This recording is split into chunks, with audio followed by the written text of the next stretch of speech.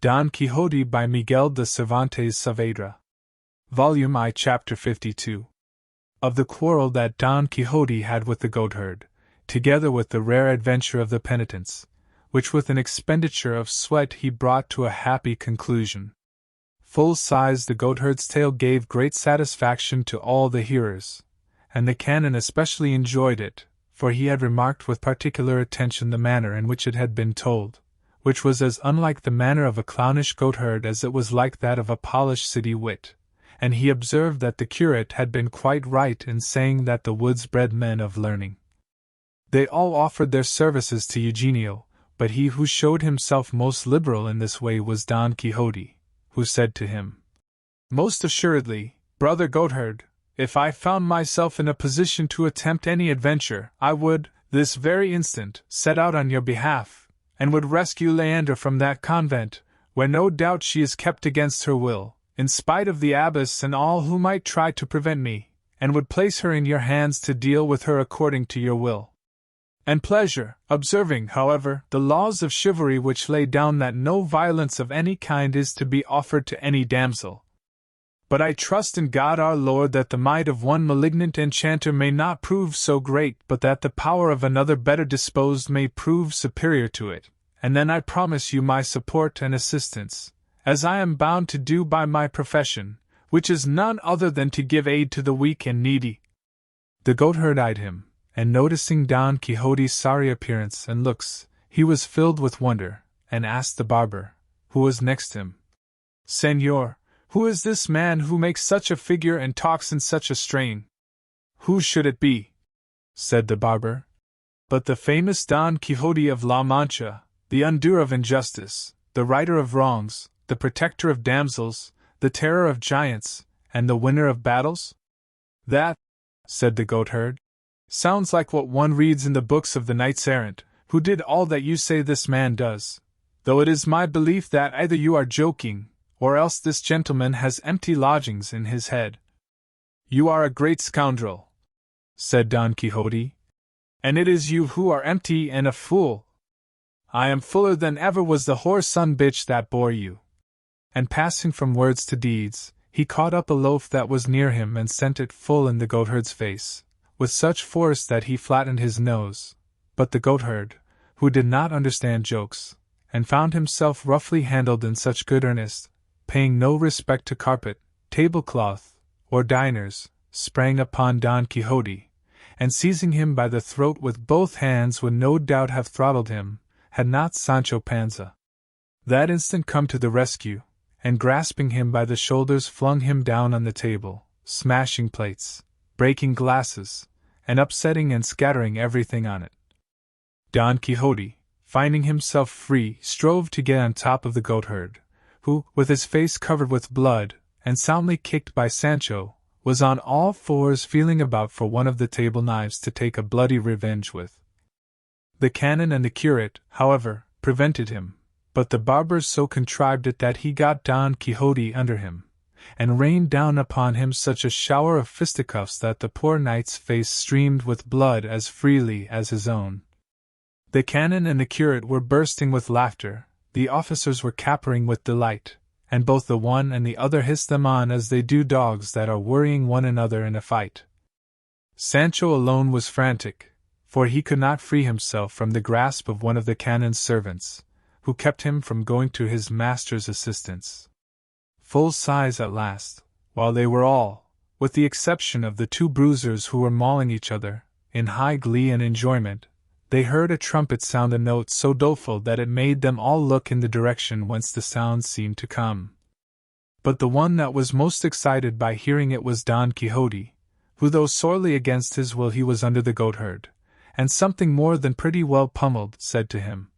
"Brother devil, for it is impossible but that thou must be one since thou hast had might and strength enough to overcome mine, I ask thee to agree to a truce for but 1 hour, for the solemn note of yonder trumpet that falls on our ears seems to me to summon me to some new adventure." The goatherd, who was by this time tired of pummeling and being pummeled, released him at once, and Don Quixote rising to his feet and turning his eyes to the quarter where the sound had been heard, suddenly saw coming down the slope of a hill several men clad in white like penitents. The fact was that the clouds had that year withheld their moisture from the earth, and in all the villages of the district they were organizing processions, rogations, and penances, imploring God to open the hands of His mercy and send the rain. And to this end the people of a village that was hard by were going in procession to a holy hermitage there was on one side of that valley. Don Quixote, when he saw the strange garb of the penitents, without reflecting how often he had seen it before, took it into his head that this was a case of adventure, and that it fell to him alone as a knight-errant to engage in it, and he was all the more confirmed in this notion, by the idea that an image draped in black they had with them was some illustrious lady that these villains and discourteous thieves were carrying off by force. As soon as this occurred to him he ran with all speed to Rocinante, who was grazing at large, and taking the bridle and the buckler from the saddle-bow, he had him bridled in an instant, and calling to Sancho for his sword he mounted Rocinante, braced his buckler on his arm, and in a loud voice exclaimed to those who stood by, "Now, noble company, ye shall see how important it is that there should be knights in the world professing the order of knight-errantry. Now, I say, ye shall see, by the deliverance of that worthy lady who is born captive there, whether knights-errant deserve to be held in estimation." And so saying he brought his legs to bear on Rocinante, for he had no spurs, and at a full canter, for in all this veracious history we never read of Rocinante fairly galloping, set off to encounter the penitents, though the curate, the canon, and the barber ran to prevent him. But it was out of their power, nor did he even stop for the shouts of Sancho calling after him, "Where are you going, Señor Don Quixote? What devils have possessed you to set you on against our Catholic faith? Plague take me! Mind, that is a procession of penitents, and the lady they are carrying on that stand there is the blessed image of the Immaculate Virgin. Take care what you are doing, Señor, for this time it may be safely said you don't know what you are about." Sancho labored in vain, for his master was so bent on coming to quarters with these sheeted figures and releasing the lady in black that he did not hear a word, and even had he heard, he would not have turned back if the king had ordered him. He came up with the procession and reined in Rocinante, who was already anxious enough to slacken speed a little, and in a hoarse, excited voice he exclaimed, "You who hide your faces, perhaps because you are not good subjects, pay attention and listen to what I am about to say to you." The first to halt were those who were carrying the image, and one of the four ecclesiastics who were chanting the litany, struck by the strange figure of Don Quixote, the leanness of Rocinante, and the other ludicrous peculiarities he observed, said in reply to him, "Brother, if you have anything to say to us, say it quickly, for these brethren are whipping themselves, and we cannot stop, nor is it reasonable we should stop to hear anything, unless indeed it is short enough to be said in 2 words." "I will say it in 1, replied Don Quixote,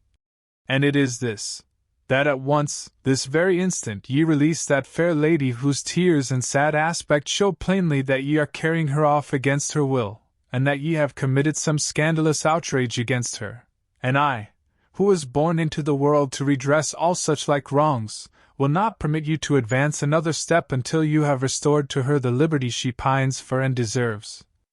From these words all the hearers concluded that he must be a madman, and began to laugh heartily, and their laughter acted like gunpowder on Don Quixote's fury, for drawing his sword without another word he made a rush at the stand.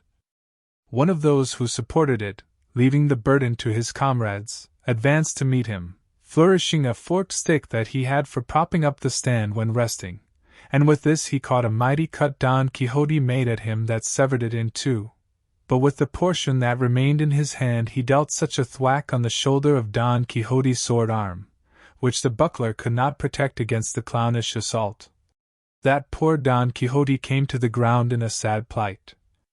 Sancho Panza, who was coming on close behind puffing and blowing, seeing him fall, cried out to his assailant not to strike him again, for he was a poor enchanted knight, who had never harmed anyone all the days of his life. But what checked the clown was, not Sancho's shouting, but seeing that Don Quixote did not stir hand or foot, and so, fancying he had killed him, He hastily hitched up his tunic under his girdle and took to his heels across the country like a deer. By this time all Don Quixote's companions had come up to where he lay, but the processionists, seeing them come running, and with them the officers of the Brotherhood with their crossbows, apprehended mischief, and clustering round the image, raised their hoods, and grasped their scourges, as the priests did their tapers, and awaited the attack, resolved to defend themselves and even to take the offensive against their assailants if they could. Fortune, however, arranged the matter better than they expected, for all Sancho did was to fling himself on his master's body, raising over him the most doleful and laughable lamentation that ever was heard, for he believed he was dead. The curate was known to another curate who walked in the procession, and their recognition of one another set at rest the apprehensions of both parties. The first then told the other in 2 words who Don Quixote was, and he and the whole troop of penitents went to see if the poor gentleman was dead, and heard Sancho Panza saying, with tears in his eyes, "O flower of chivalry, that with one blow of a stick hast ended the course of thy well-spent life! O pride of thy race, honor and glory of all La Mancha, nay, of all the world, that for want of thee will be full of evil-doers, no longer in fear of punishment for their misdeeds! O thou, generous above all the Alexanders, since for only 8 months of service thou hast given me the best island the sea girds or surrounds! Humble with the proud, haughty with the humble, encounter of dangers, endurer of outrages, enamored without reason, imitator of the good, scourge of the wicked, enemy of the mean, in short, knight-errant, which is all that can be said." Full sighs at the cries and moans of Sancho, Don Quixote came to himself, and the first word he said was, "He who lives separated from you, sweetest Dulcinea, has greater miseries to endure than these. Aid me, friend Sancho, to mount the enchanted cart, for I am not in a condition to press the saddle of Rocinante, as this shoulder is all knocked to pieces." "That I will do with all my heart, señor," said Sancho, "and let us return to our village with these gentlemen, who seek your good, and there we will prepare for making another sally, which may turn out more profitable and creditable to us." "Thou art right, Sancho," returned Don Quixote. "It will be wise to let the malign influence of the stars which now prevails pass off."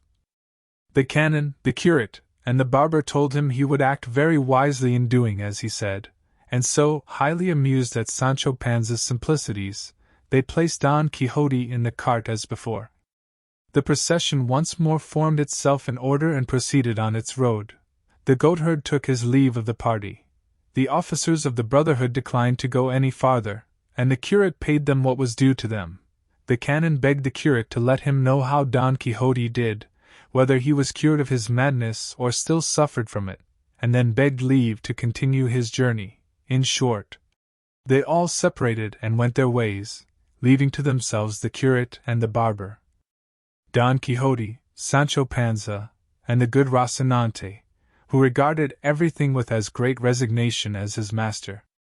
The carter yoked his oxen and made Don Quixote comfortable on a truss of hay, and at his usual deliberate pace took the road the curate directed, and at the end of 6 days they reached Don Quixote's village, and entered it about the middle of the day, which it so happened was a Sunday, and the people were all in the plaza, through which Don Quixote's cart passed.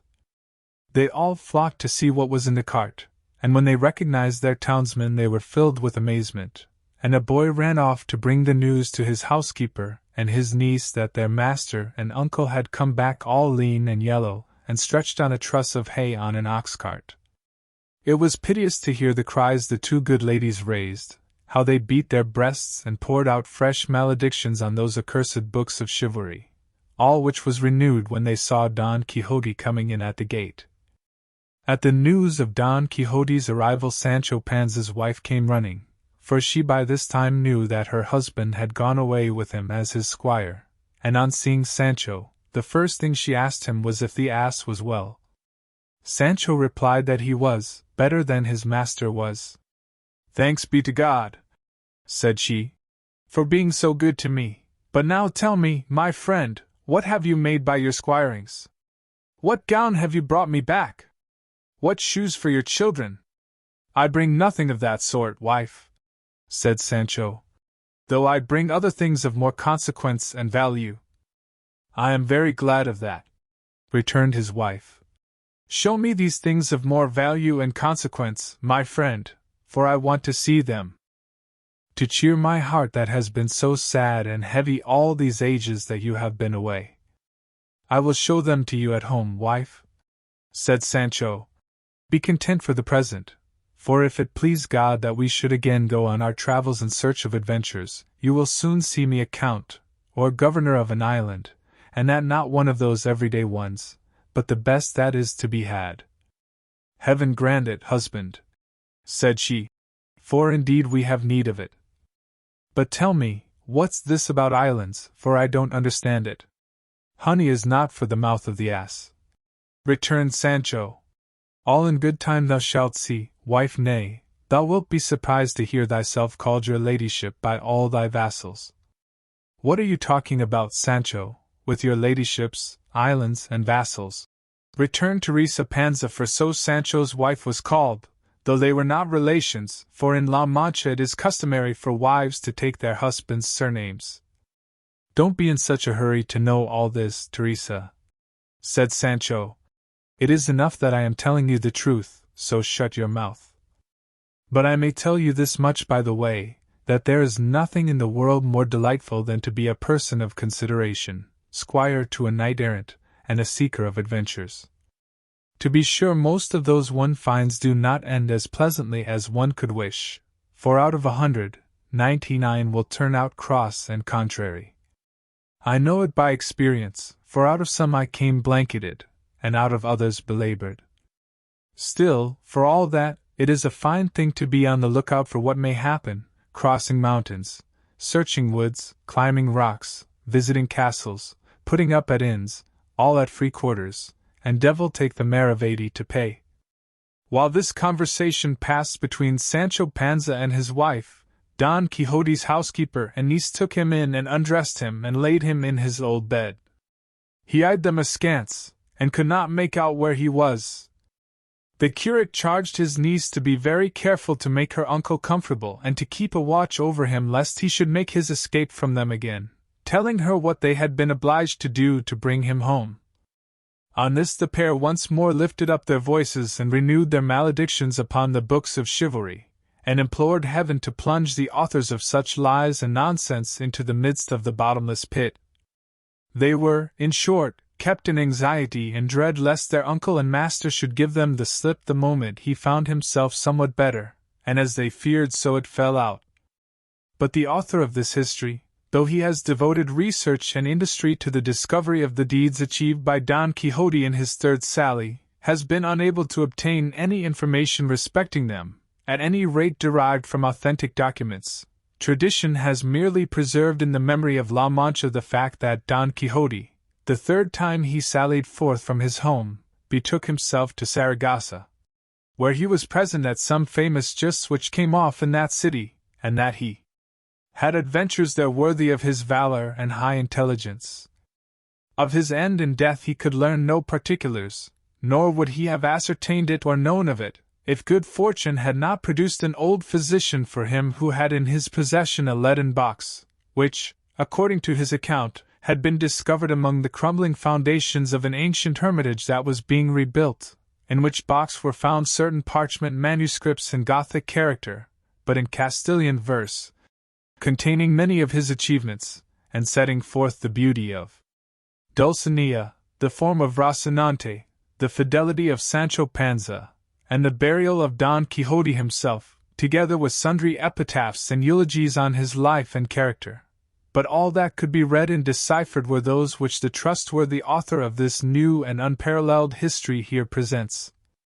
And the said author asks of those that shall read it nothing in return for the vast toil which it has cost him in examining and searching the Manchegan archives in order to bring it to light, save that they give him the same credit that people of sense give to the books of chivalry that pervade the world and are so popular, for with this he will consider himself amply paid and fully satisfied, and will be encouraged to seek out and produce other histories, if not as truthful, at least equal in invention and not less entertaining. The first words written on the parchment found in the leaden box were these: The Academicians of Argamacilla, a village of La Mancha, on the life and death of Don Quixote of La Mancha, hoc scripserunt Monacongo, Academician of Argamacilla, on the tomb of Don Quixote epitaph the scatterbrain that gave La Mancha more rich spoils than Jason's, who appoint S. O keen had to his wit, and happier far had been if his wit's weathercock a blunter bore, the arm renowned far as Gaeta's shore, Cathay, and all the lands that lie between, the muse discreet and terrible and mean as ever wrote on brass in days of yore, he who surpassed the Amatuses all, and who is not the Gallows accounted, supported by his love and gallantry, who made the Belianuses sing small, and sought renown on Rocinante mounted. Here, underneath this cold stone, doth he lie. Paniaguado, Academician of Argamacilla, in laudum Dulcinea del Toboso sonnet she, whose full features may be here descried, high-bosomed, with a bearing of disdain, is Dulcinea, she for whom in vain the great Don Quixote of La Mancha sighed. For her, Toboso's queen, from side to side he traversed the grim Sierra, the champaign of Aranjuez, and Montiel's famous plain, on Rocinante oft a weary ride. Malignant planets, cruel destiny, pursued them both, the fair Manchegan dame, and the unconquered star of chivalry. Nor youth nor beauty saved her from the claim of death. He paid love's bitter penalty, and left the marble to preserve his name.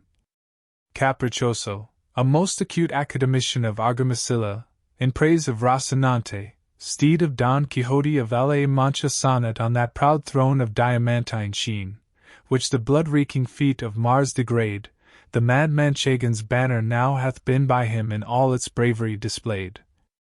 There hath he hung his arms and trenchant blade wherewith, achieving deeds till now unseen, he slays, lays low, cleaves, hews, but art hath made a novel style for our new paladin. If Amatus be the proud boast of Gaul, if by his progeny the fame of Greece through all the regions of the earth be spread, great Quixote crowned in grim Bologna's hall today exalts La Mancha over these, and above Greece or Gaul she holds her head.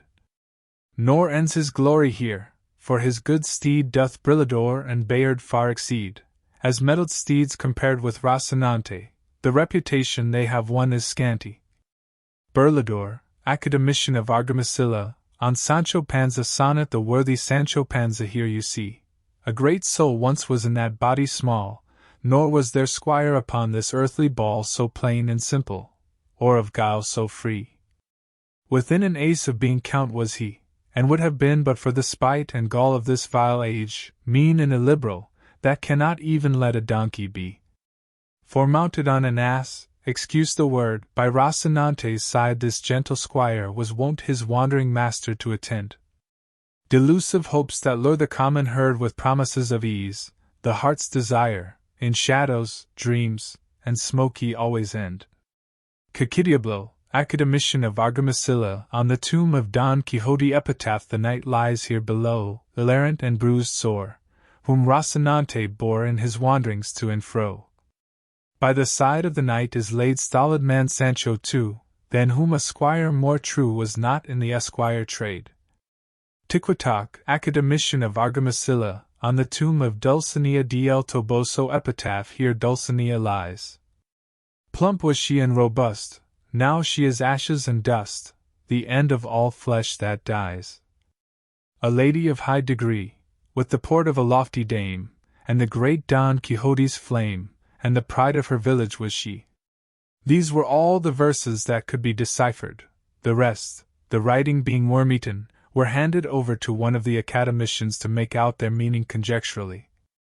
We have been informed that at the cost of many sleepless nights and much toil he has succeeded, and that he means to publish them in hopes of Don Quixote's third sally.